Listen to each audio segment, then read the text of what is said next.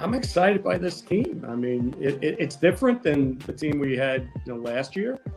But I mean, a lot of these players I'm that we excited too, got Steve. are playoff tested. I expect this team to be a playoff team. So having players like Better this be. that have performed in those situations really gets me excited. But I think we stayed patient, disciplined. I really like this team that we built. I'm really excited by it.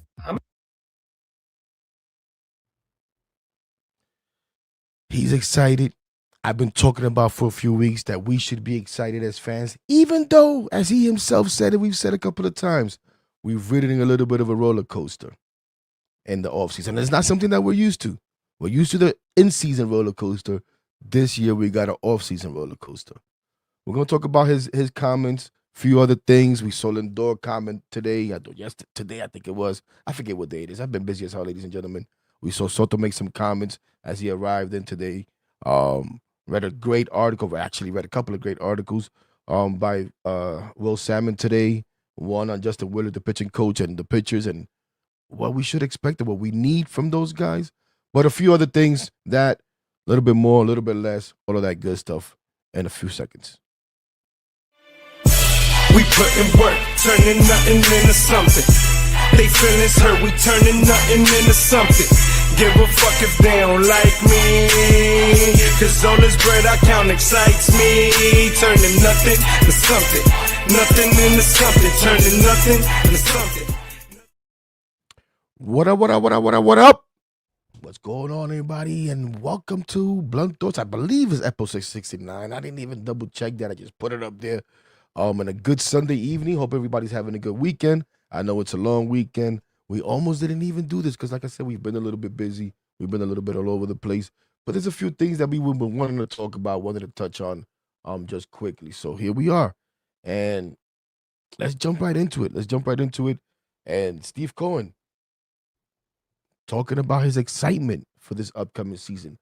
And let's be honest, when you get to spring training, for the most part, no matter what's going on, you're excited. You're excited because you just want to get out of the cold. You want the winter to be over. Football season wraps up. Basketball season, it's, you know, it is what it is, man. All-Star and all that, but it drags around this time, especially nowadays with the way basketball is and these teams and load management. I know the league has done stuff to try to curtail that, but it still happens. If you watched the NBA this last week before the All-Star break, it was a joke. It was a joke with teams not putting everybody out there, blowouts all over the place, just disgusting. So you get excited. You start getting excited. You start seeing videos and clips and you start getting quotes and pictures and all that of guys reporting to camp, the guys that are there early, and then you get the pitches and catches, and that gives you natural excitement. But I believe this season, there's actually reason to get excited. And I know, like we said, it was a roller coaster this offseason. I know it was an emotional roller coaster, right? It was an emotional roller coaster because we got rid of a lot of players. And we don't want to keep talking about that. We've talked about that enough. But you got players, you got rid of homegrown players, you got players that have been here for a while that we've been on the season roller coaster with. And sometimes change is funny, right? Because change can be exciting, but change can also be a little nerve-wracking. Change can be a little nerve-wracking because you don't know what's going on. But the unknown can also be exciting as well. The unknown can also be exciting. So that's where we are right now, at least from my point of view. Is there some unknown? There's stuff that we do know that's exciting, right? The addition of Peralta, I think, excites pretty much every Mets fan, as disappointed as you may be. Bo Bichette is exciting. Yeah, Polanco, Luis Robert Jr. I mean, I think even Luis Robert Jr. is a little exciting. And this is coming from someone who, whenever his name came up the last couple of years, I was like, I don't want to hear it. But now that he's here, I got to be honest. The prospect of him coming in to a different team, a change of scenery, a better team than he was on the White Sox, right? We've heard now from Scott Boras, who told us, and now we see proof of it, but who told us that Robert was working out with Juan Soto for a lot of the offseason. And the Boris Corp, whatever the hell they do, their gym or whatever the hell they do, their complex. We saw that they both came in today. Reported today. Today was report day for position players. Came out to work out together. Went out to the batting cages together. We're playing catch together. So they've already kind of built a little relationship. So that's good. That's good because there's going to be a lot of change. There's going to be a lot of change. Or there has been a lot of change. And both Lindor and Soto also spoke, and they spoke about those changes. I won't try to get into all of that. But, again, there is reason to be excited. And as you heard in that clip there from Steve Cohen, and you guys know me, I like to play video, I like to play audio and stuff, but they don't really have all of that put together right now, so we're not going to be able to do that. And some of that stuff is hard to find, too. And we don't want to play the whole entire thing. But he talked about the roller coaster. He himself, understanding the fans being upset, being a little nervous. But he talked about trusting David Stearns and the plan. He also talked about, and we wondered, and this may be because on the direction of David Stearns, but he was clear that, we weren't going 5 years for Pete Alonso. We weren't going 5 years for Pete Alonso. He was adamant about that. There was no wavering on anything. Not going 5 years for Pete Alonso. I still disagree, but whatever. It's done. He talked about being surprised and perplexed about how things worked out with Edwin Diaz. And then we saw Edwin Diaz kind of respond and, talk about how he was recruited by the Dodgers and feeling wanted by the Dodgers. And I got to be honest, ladies and gentlemen, I know, and listen, what's done is done. And now, I'm not so sure how I saw some people on X, I forget who it was, talking about let's go out there and boo the hell out of Edwin Diaz. I'm not so sure I go there. I did endorse booing somebody. Who did I endorse booing the other day? I forgot. Oh, Hefner. We could boo the hell out of Jeremy Hefner, who was talking about that team up north. The team up north. Oh, the team up north. Okay, don't worry about it. We got something for you. We got something for you. But I don't know about booing Edwin Diaz. But Edwin Diaz talked about the recruitment for the Dodgers and feeling wanted by the Dodgers. And one thing that's bothered me, right? And we heard it more with the whole Pete Alonso situation when during the winter meetings, David Stearns was asked about Pete Alonso going out there to visit with teams. And he said, well, we don't need to visit with Pete because he already knows what we're about. We already know what he's about. And I talked about it then. Sometimes these guys, even though he's been a lifetime Met, even though Edwin Diaz been here 5 years, 4 years, whatever the hell it was, sometimes they want to feel the love too. They want to feel appreciated, right? So as silly as it may seem, as much of a waste of time as it may seem, sometimes you need to wine and dine your own guys. Sometimes you need to reaffirm to your own guys, like, yo, we really want you to be a part of this. We really want you to be here. We'd like you to stay here longer.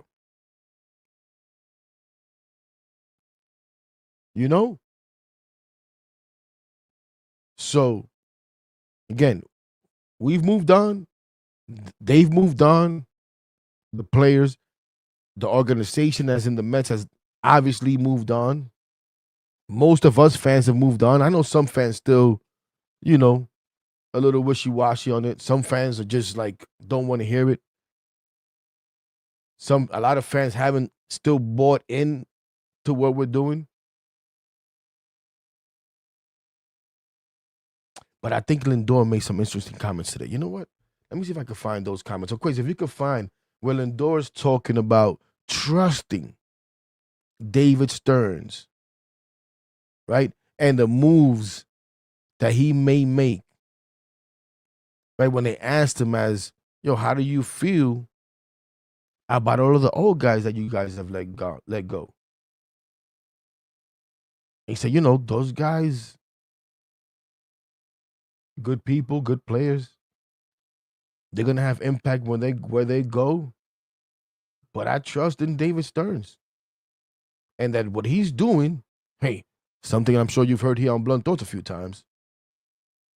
May not agree, may not understand right away what the hell the move that's being made, but do believe and understand that it's in the best interest of the New York Mets. Is that what you got here, Quays? Play it.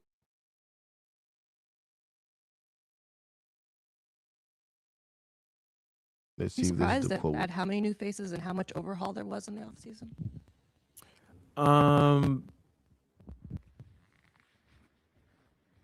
I would say yes and no. When the year didn't end the way we all wanted it, it's a business, and you have a feeling that every year is not going to look the same.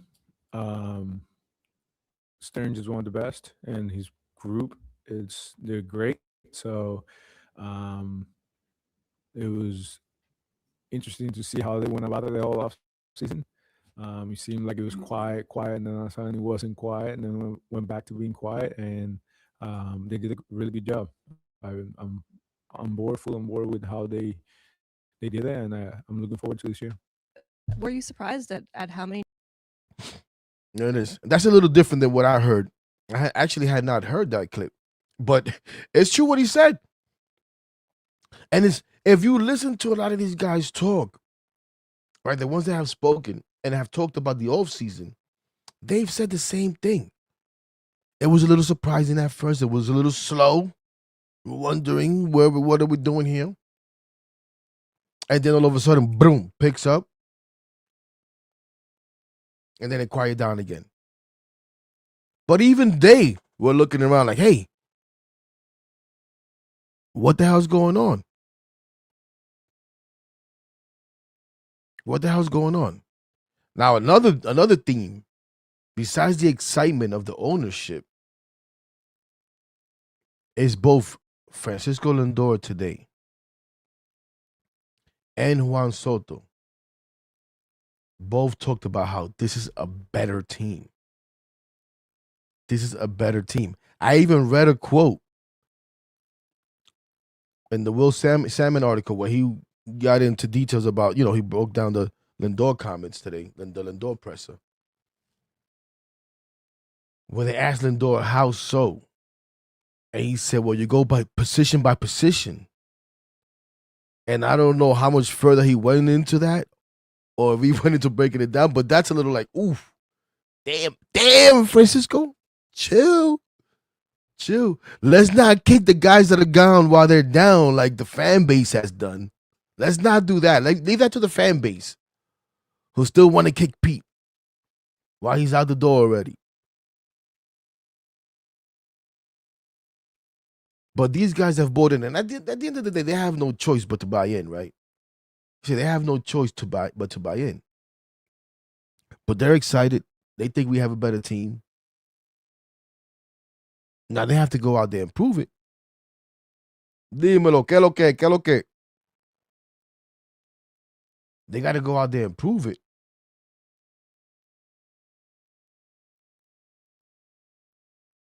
But I feel good. I share in the excitement of the owner. Another thing he talked about, for those that wonder, is about not being a meddling owner. It's about being informed, asking questions, right? Asking questions, but trusting and letting David Stearns and his people do the job that he hired them to do. And he said, yo, listen, when I ask questions, they have answers. They're prepared.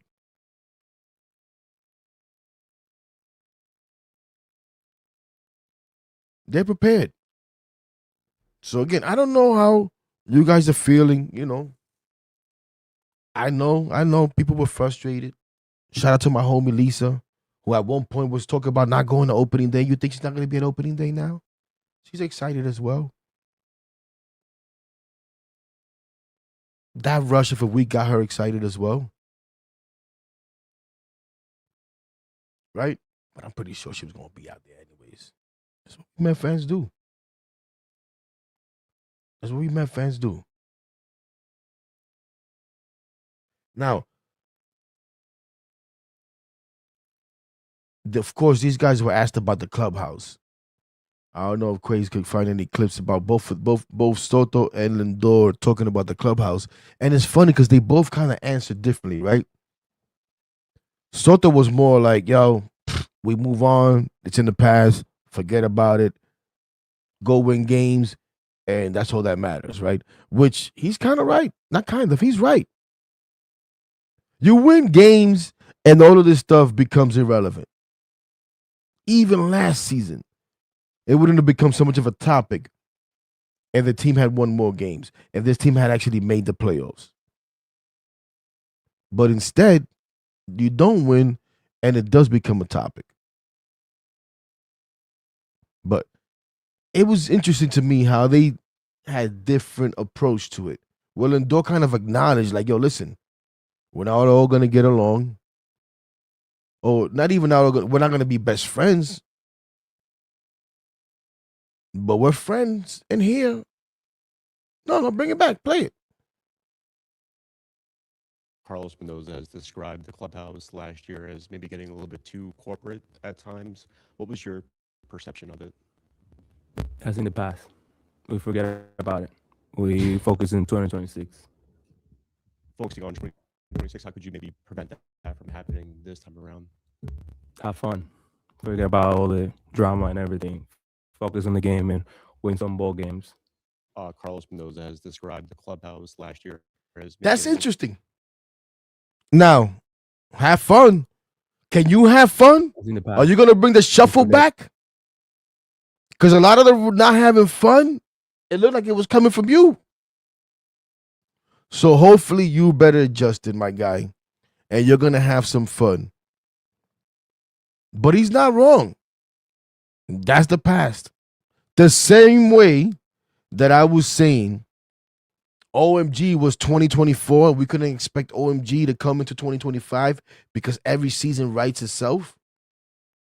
Well, the story of the 2025 season, unfortunately, was of a professional clubhouse, a corporate clubhouse,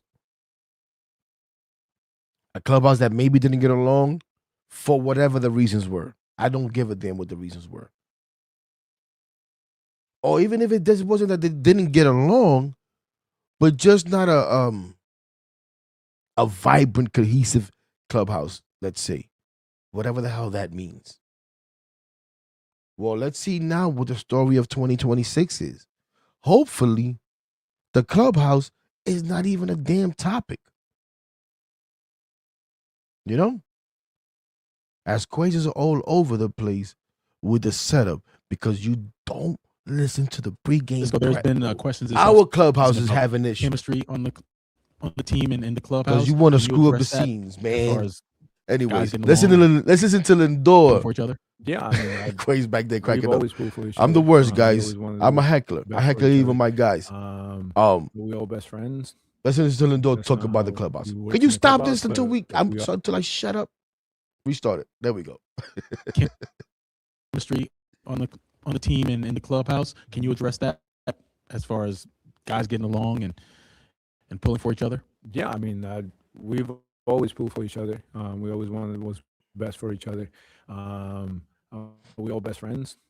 That's not how it works in the clubhouse, but we are friends. We're good teammates. We care for each other. We love each other, and we want the best for each other. You know, and we have a lot of new faces here that guys seem like they're gonna work hard and they're gonna do whatever it takes to win. You know, ultimately that's what it comes down to. It's all about winning, and everybody pulling in the same direction. And when you are back in the lineup, what are your thoughts on this roster? I like it. Great roster. Francisco, there's been a question. Now, at least he cracked a smile there, man, because let's be honest. I don't know if it's the whole WBC thing. I don't know if it was him already dealing with the hammy, but he hasn't looked happy this spring. The little bit that we've seen of him. And even today, he just looked like, man. At some points, I thought both of them looked a little angry. Like, guys, come on, let's lighten up. What's going on here? But at least he cracked a little smile there, but you heard it. We're not all best friends, but we're friends. At one point, they asked Soto about him and Lindor specifically, and he said, yeah, we talk about the game. We get along with the game. You know? I don't know if he looks nervous.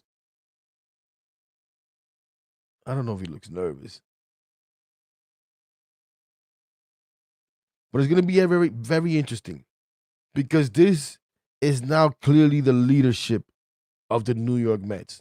It's these two guys. And yes, they brought in other guys. They've brought in other guys. But these are the guys that everybody's going to follow.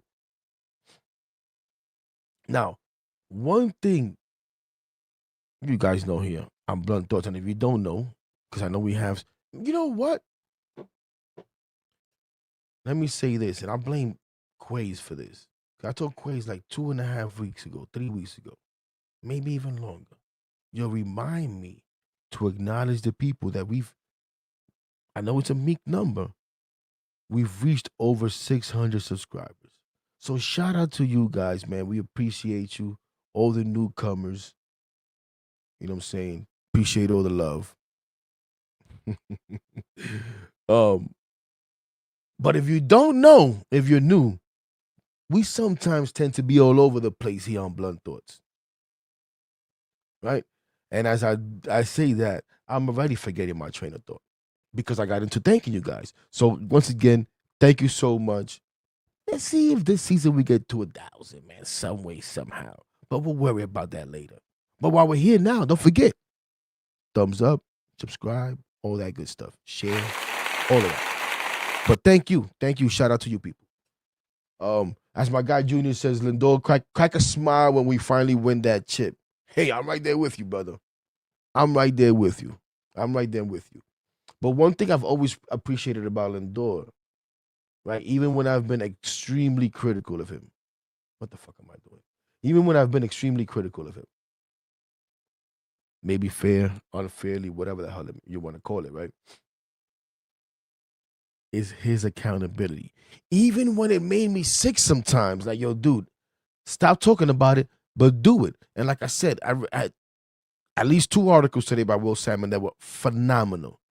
One on Lindor, and another one was on Justin Willard, the new pitching coach, and we'll get into that one in a second because there are some tidbits that I want to get to there. But the article on Lindor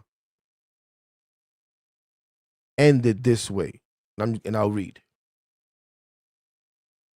Right? Hold on.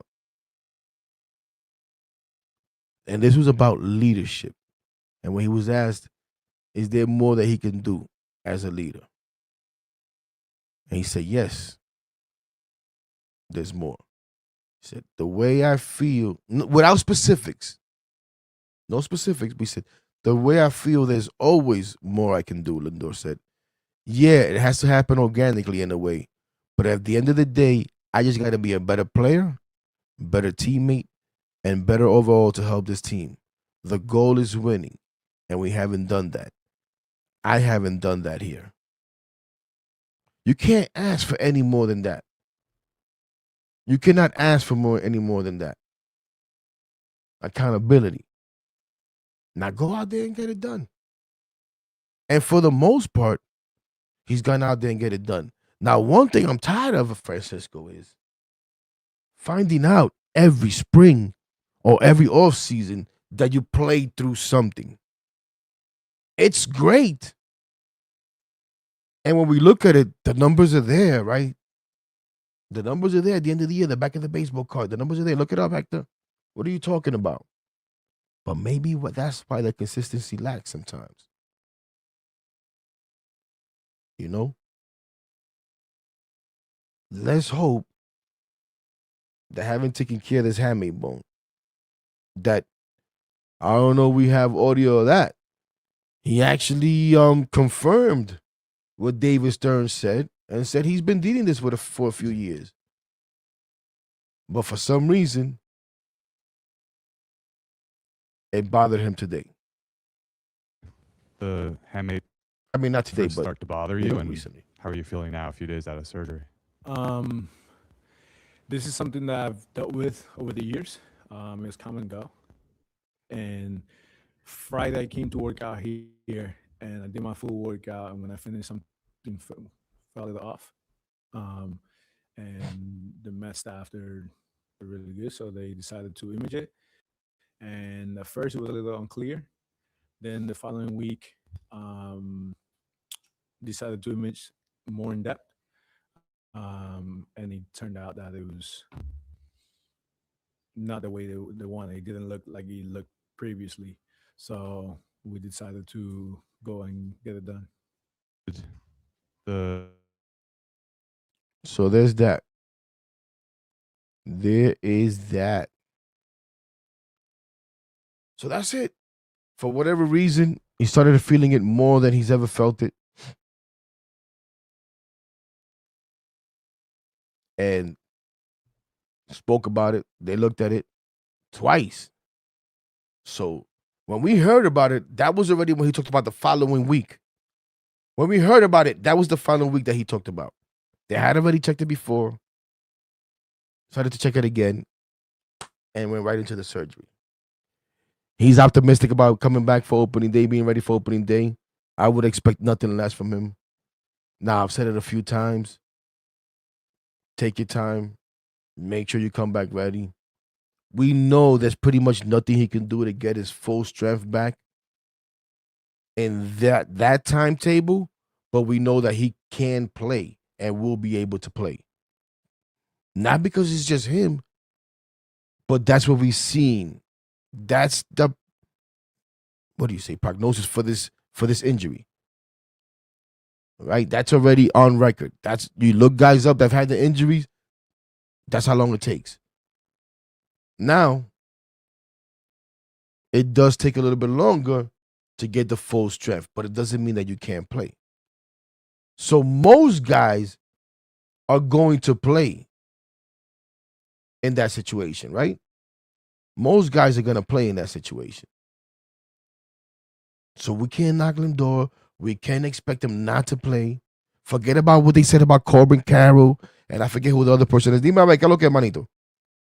I forget who the other person is that also had the injury, the surgery.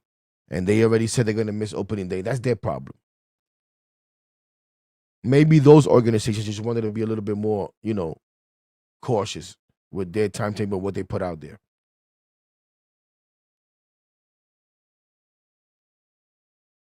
But we should be good on that.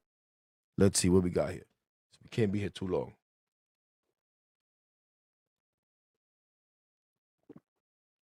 Man, I was going to tell you to get another clip of his, and I forgot now.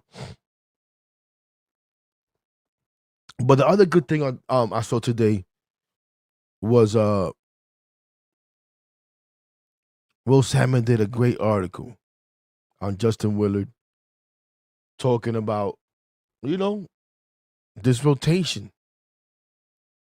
And one thing that stood out, forget about that, as I'm just thinking about it here, again, jumping all over the place. But one thing that stood out was, as it pertained to Kodai Senga, is they're expecting Kodai Senga to be a factor. Right? And they expect Kodai Senga to slide into the rotation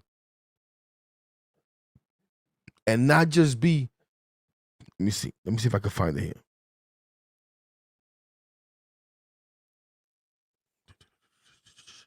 Because the way the response was, oh my gosh, I should have had this already.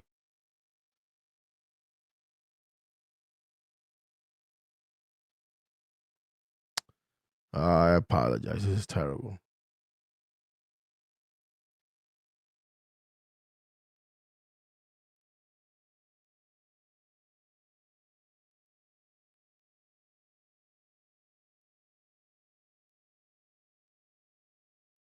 Okay, here it goes. Here it goes. Here it goes. Here it goes. Here it goes. Here it goes. Here it goes. Here it goes. Here it goes. Here it goes. Here it goes. Obviously, we don't know. The team doesn't know really what they have in Senga. But what they do know is when he's been at his best, that's intriguing. And that's what they're trying to get out of him, right? But when people wonder whether he could find himself out of the rotation, I don't think he has any options or anything like that.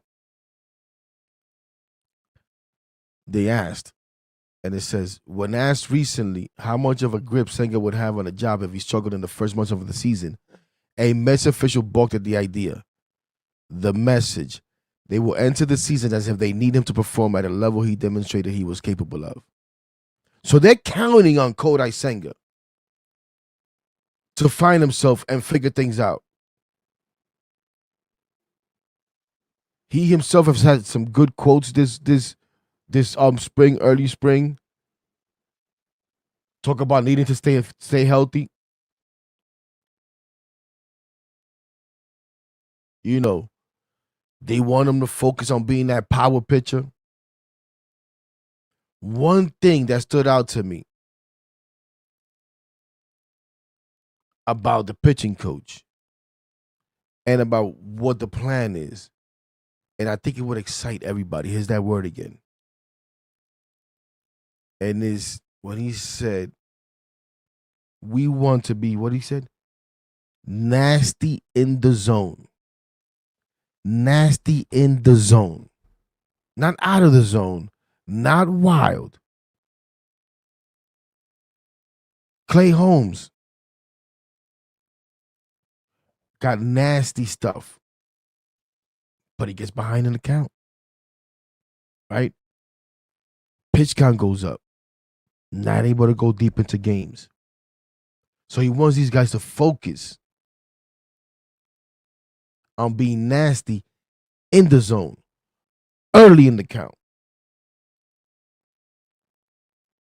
I love that. No more nibbling around the corners and none of that nonsense that they were doing with Jeremy Hefner. Attack in the zone. Throw strikes. I don't know if it's might, Joe. I don't know if it's might. This is it. He needs to step the hell up.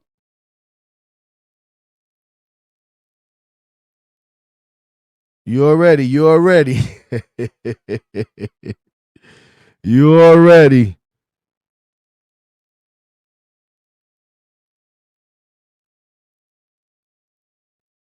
Soto's definitely all business. Soto's definitely all business.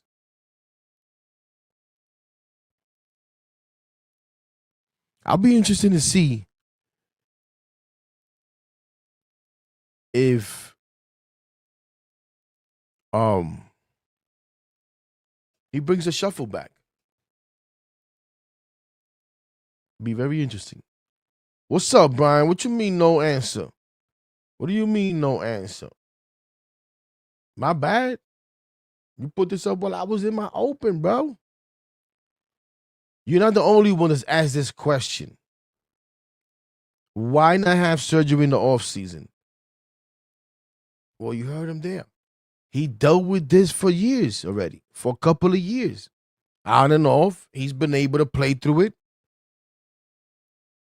It just got to the point that for whatever reason, he said when he came in and worked out, after he was done in the cage, he felt a little more discomfort than usual. Now, is he maybe a little sensitive right now because no WBC? I don't know. But another thing is, who the hell is running to have surgery unless you absolutely have to? Nobody. No one wants to have surgery. No one wants to have surgery. So I'm not going to knock him for not having a surgery for something as minimal as that.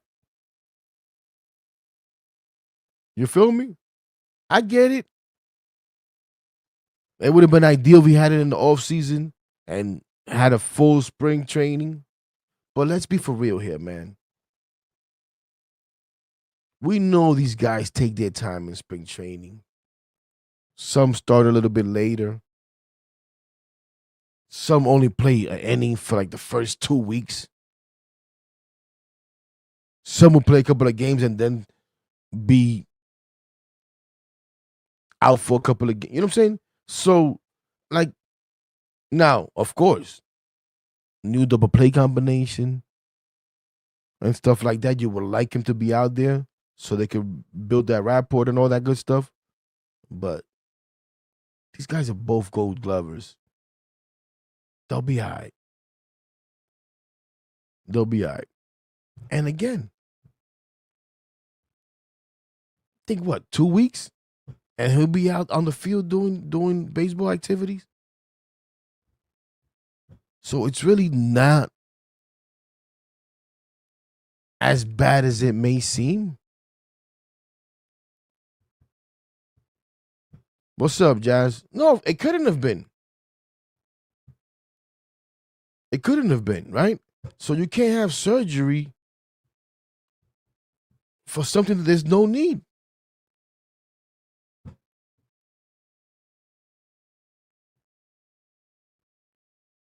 So he's going to have it now, or he had it now. We'll see. We'll go from here. Another thing, just to wrap up on the whole Lindor thing real quick. He confirmed, for those that were wondering, and we've moved on. But yeah, Bad Bunny did try to pay for insurance for him to play in the WBC. And like he said, it's irrelevant now because he had the surgery, right? But for whatever reason, that wasn't approved either. And it is what it is. But for those that were wondering, yes, that actually did happen. We don't have to speculate about that anymore. He confirmed it. But it wasn't approved. Absolutely, Junior. Absolutely.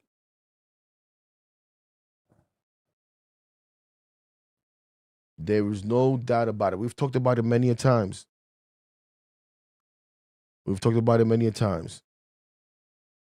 Yes.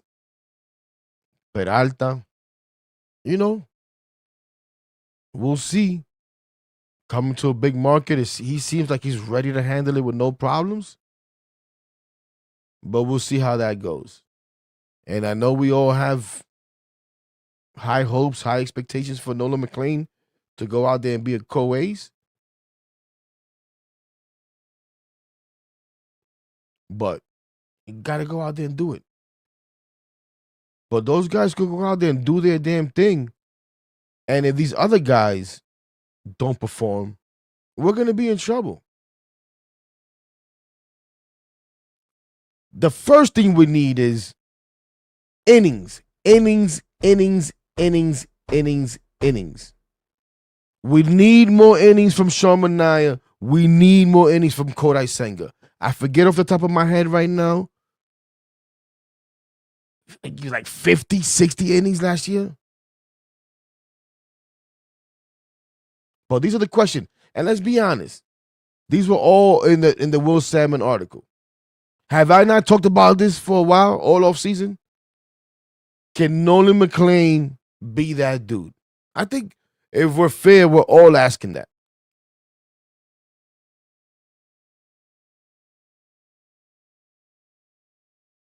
Can Clay Holmes follow up what he did last year and do it again?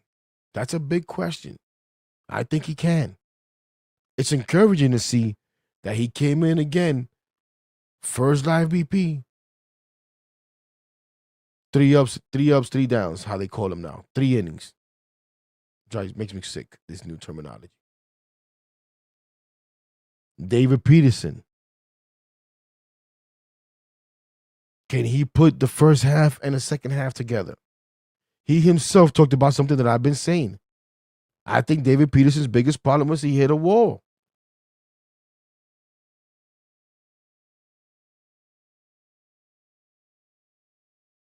Right?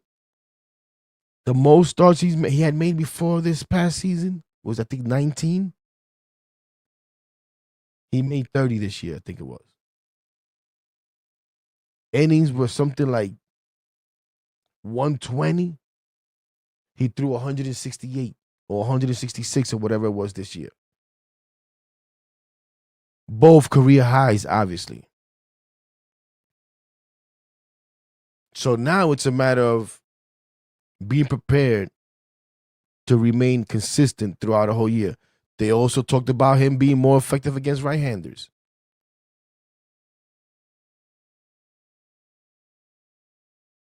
And of course, Manaea and Senga we talked about. And I can't see that bottom one there, Quays. Bring that back real quick. Oh, can Willard help? Well, that's what he's here to do. We think he can. We think he can.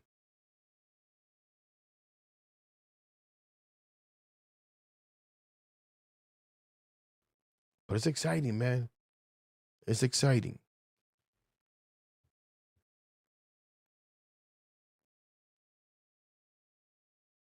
Sean Manaea, actually, and all these guys now, tread this, tread that. This place they have places all over, like 3 different places: Arizona, Florida, whatever. Well, he was in the one in Tampa, trying to figure out the whole arm slot thing.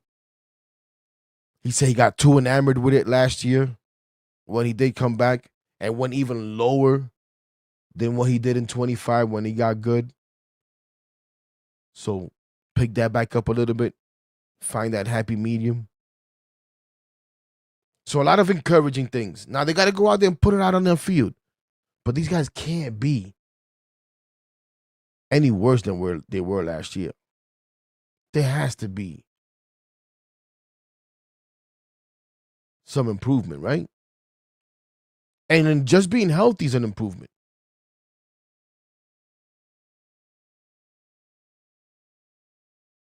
Just being healthy is an improvement. But the most important thing is we need innings from Senga and McLean mostly. I mean, from Senga and Manaea mostly. Because they gave us nothing as far as innings. But a lot to be excited about. And then, as we wrap up here, couple of things. The first thing is something that I don't even want to talk about. And it's this whole nonsense with the players that come in from other teams and bringing bags from their former team. Like, really? This has been going on for years, ladies and gentlemen. And I know right now this is whole Yankee Mets thing. And some Yankee fans are going to troll. Shout out to my guy, Keith McPherson. I know. Oh, my God, heck. Keith, he's a jerk. He's a this, he's a that. You guys that respond to that stuff help create it. If you didn't respond, he wouldn't do it. If he didn't get a response for it, he wouldn't do it. And not just him. Anybody. But because you guys go crazy about it and repost it and try to troll back, and some people do it for fun, but some of you really get bent out of shape over this crap. Yeah, Jazz. Not all your homies. I know a bunch of people too. And I'm not saying don't hate him, whatever. Look at that. I didn't even see that. Junior. And then people say, go out there and buy a bag. Let's be honest here. Why the hell am I going to go buy the kind of bag that you need to carry all this equipment when I'm going to go and get one for free? Hell no, I ain't buying no damn bag. Yeah, I'll carry my old team's bag in there and then throw it right in the trash, if anything. Or if I want to keep it for sentimental value or whatever, put it in the bag and take it home. But to make a big deal about this stuff, come on, man. Come on. It makes no sense.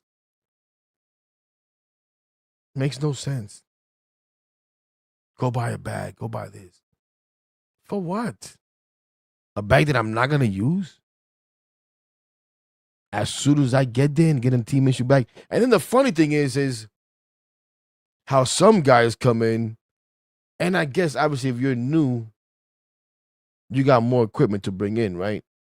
A guy like Soto today walked in with 2 gloves. First day reporting, he walks in there with 2 gloves. Where's his equipment? But it's already there, right? I guess. But you still have other guys that they're not new on the team, and they come in with bags. You got other guys that come in with no bags. You got some guys that come in with 2 bats, a bat and a glove. It's funny. It's funny to see these guys walk in. But one thing I don't give a damn is what kind of bag you're carrying. And I'm upset that I already spent longer than the 10 seconds that I wanted to on it. The other thing is the rules. We heard a lot of stuff about rules this week. And one is a rule that's always existed, but it's not going to be enforced, where the first and third base coach have to actually stay in the coach's box before the pitch. They can move back towards the dugouts, towards the stands. If it's a powerful right-handed hitter, a la Aaron Judge, maybe at the plate, a big lefty, a la Kyle Strauber, you know what I'm saying? You want to back up because you don't want to get smacked. Okay. But none of this walking up and down the line and getting a better angle to maybe steal some pitches. So they're going to enforce that. No problem with that. That's that. And then we heard a couple of intricacies about the ABS system.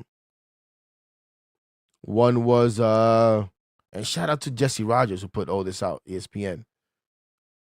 One is each team will get, if they don't have any, there's no such thing as not having a challenge in extra innings. So if you don't have any challenges in the 10th, you get 1. You don't have any challenges in the 11th, you get 1. Right? Let me see.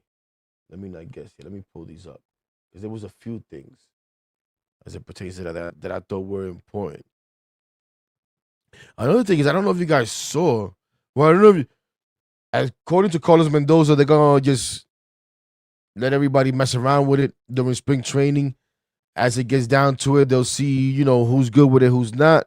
And then in the season, whoever's had success, we'll let you rock with it. Pretty sure guys like Soto. But even a guy like Soto today said, hey, I don't know. I don't really, it is what it is. I think the most interesting one was Chris Sale, who said, yo, I'm not using it. I'm not challenging. He was like, yo, I'm too greedy. I'm too greedy. I think everything's a strike. So I'm not gonna be challenging. Matter of fact, let me share that with you guys real quick. Let me bring that up.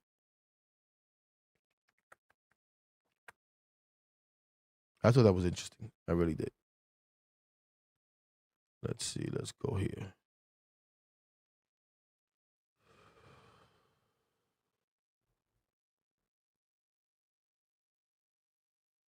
I will never challenge a pitch. I will never do it. I won't do it. Why?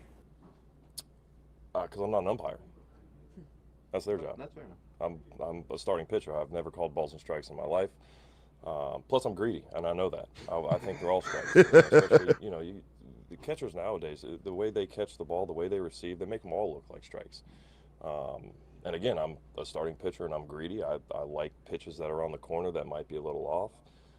In the heat of moment, especially you throw a good pitch, you got Murph or Baldy or whoever back there, and they kind of, catch it the right way. I mean, they make a lot of balls look like strikes, and I don't want to take away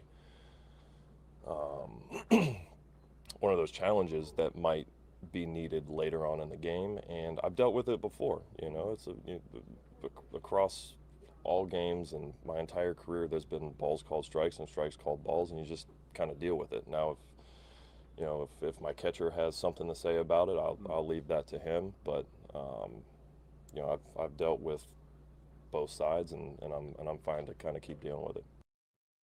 So interesting. And I thought it was interesting. And shout out to Sleeper Mets who shared that, and Justin Felder, who's the originator with it.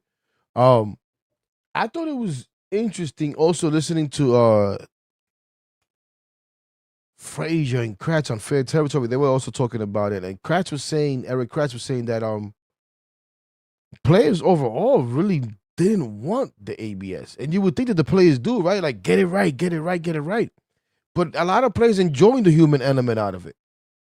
And they weren't really into having the ABS system, put in.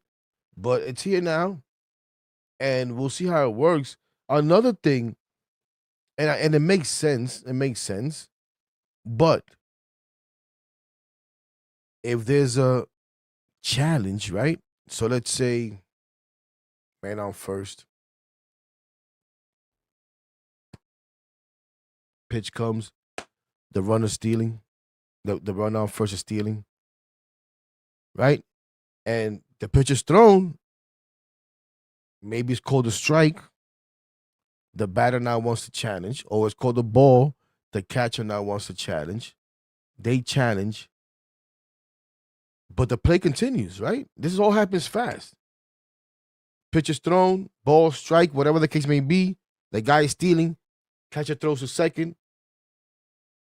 Save or out, whatever the call may be. A team, maybe they want to challenge that. So now the batters challenge the strike, or the catchers challenge the ball, or whatever. They challenge the pitch, and now the team also is challenging the player at second base.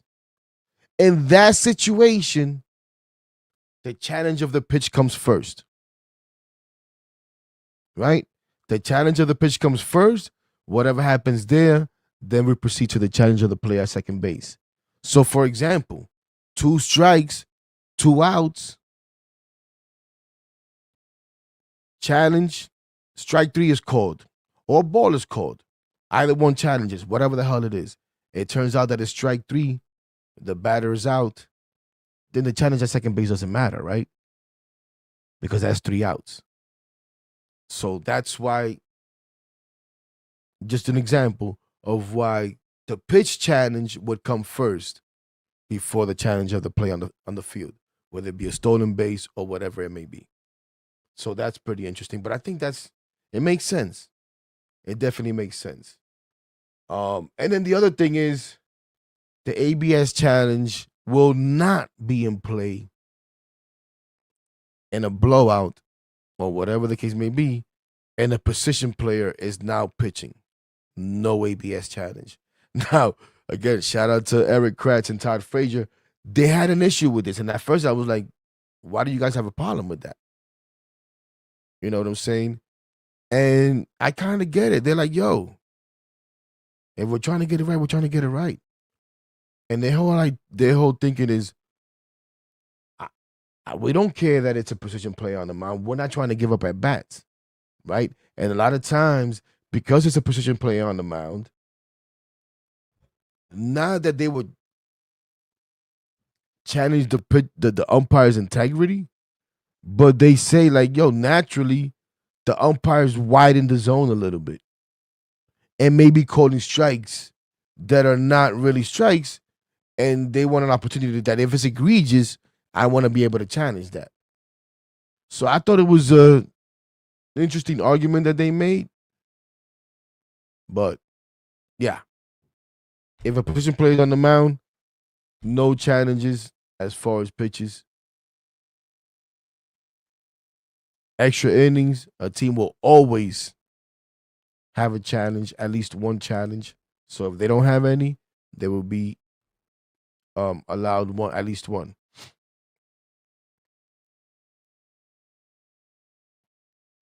And then you get the 2 challenges throughout the game, and as long as you're successful, you get to keep it. So you could take those 2 challenges pretty much all game if you're successful.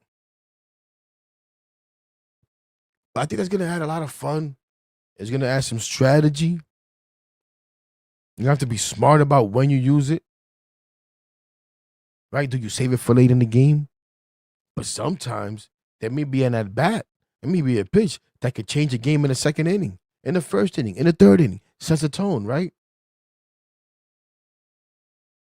So it's going to be interesting to see how teams handle it. I'm gonna be interested to check it out in spring training, see how the Mets handle. Well, obviously, like we said, Mendoza already said it's gonna be open to everybody, and then as spring training goes along and they learn a little bit more about the system itself and what guys are good at it, then they'll decide on how they want to handle it during the season. Another thing is that we're gonna have to get used to, ladies and gentlemen, is the actual strike zone itself, which is gonna be a little different than what we're used to, right? I think this is interesting. Let me bring this up real quick. Here it is. Look at this. Look at this.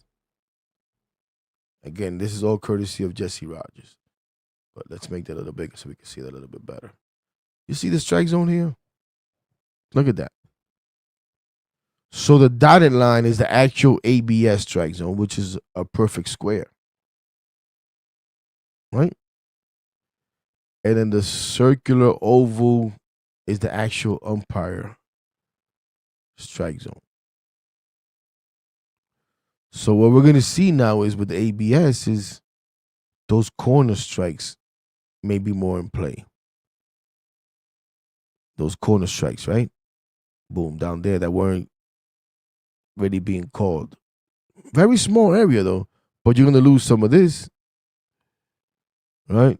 That we umpires, as you know, I'm taking the umpire course right now, that we umpires are taught to give these edges over here. May lose some of that. And that actually, has a lot to do with your view of the plate as you're behind the catcher, right?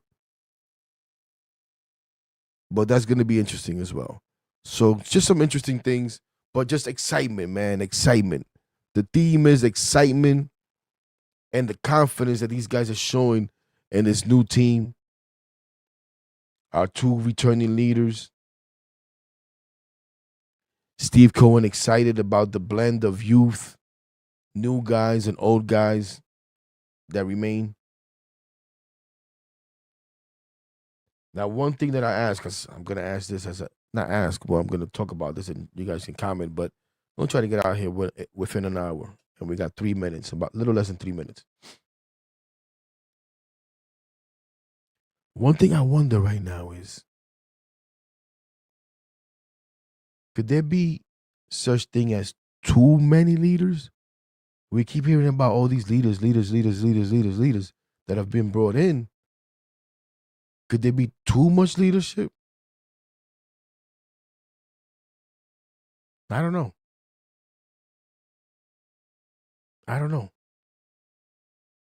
It's going to be interesting to see how it plays out. But at the end of the day, like Soto said, the most important thing is to go out there and have fun and win. But it's tough to have fun if you're not winning, if you're not performing. So go out there and win some ball games. But right now it's just spring. Right now the main thing is get ready and stay healthy. Right? You want to get ready and stay healthy. I can't wait to see these pitchers now and how they attack hitters differently with a new philosophy. And being nasty in the zone. Not outside the zone.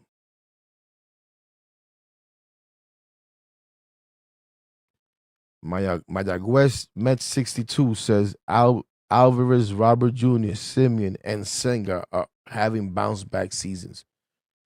I hope them and more. I hope my guy Vientos has a bounce back season.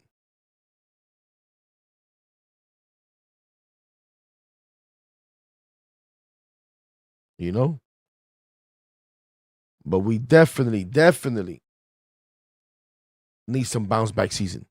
Most importantly from these pitchers. Most importantly from Senga and Manaya. Que lo que.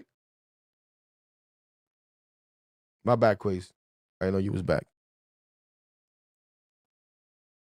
Jazz, positive as always, says Devin Williams will lead the league in saves. Sounds good to me.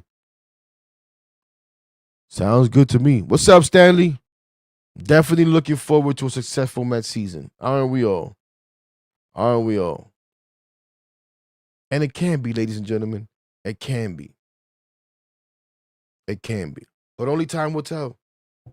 Only time will tell. I keep saying it.